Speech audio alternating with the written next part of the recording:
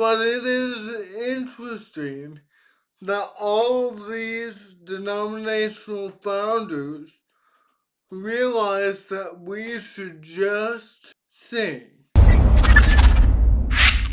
One of the distinctive doctrines taught among the churches of Christ is our belief that God wants singing and worship, that we oppose instrumental music.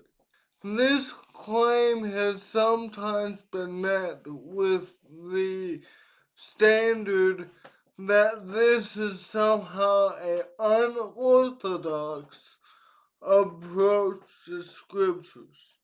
People look at the churches of Christ and think, boy, that's really weird. But let me tell you that this position is not unorthodox. It is founded by many throughout history.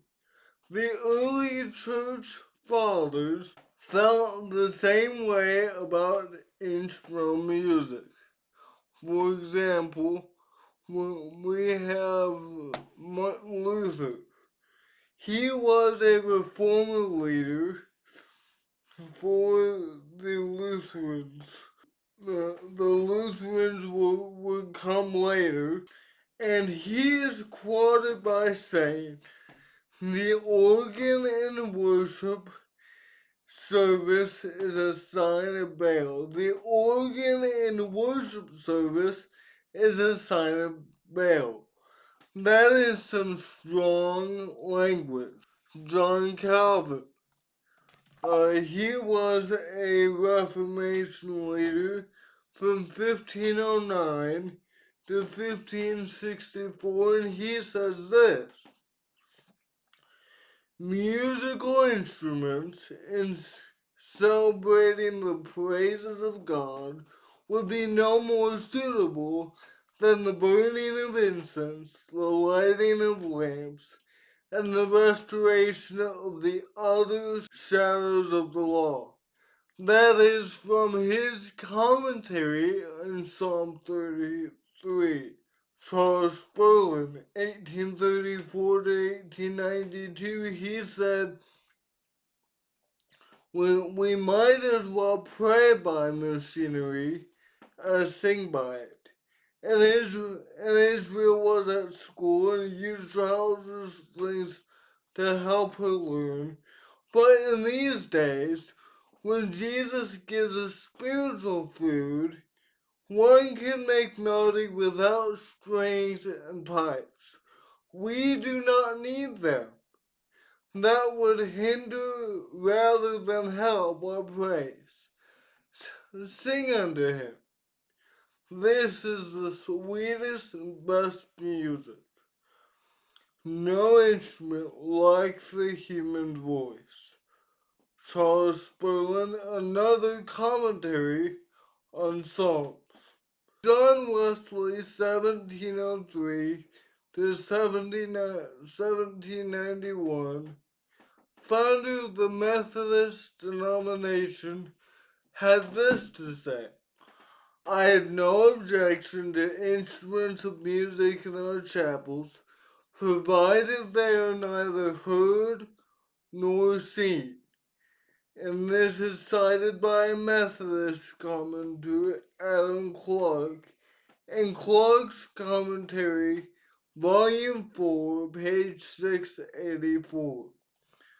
And finally, in 1913, the Catholic Encyclopedia said this: "Although Josephus tells of the wonderful effects produced in the temple by the use of instruments, the first Christians were too spiritual fiber to substitute lifeless instruments for or to use them to accompany the human voice.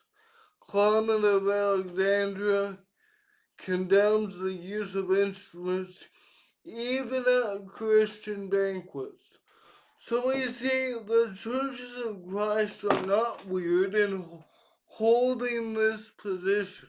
There's a reason why even these reformer guys held this position. This is historical.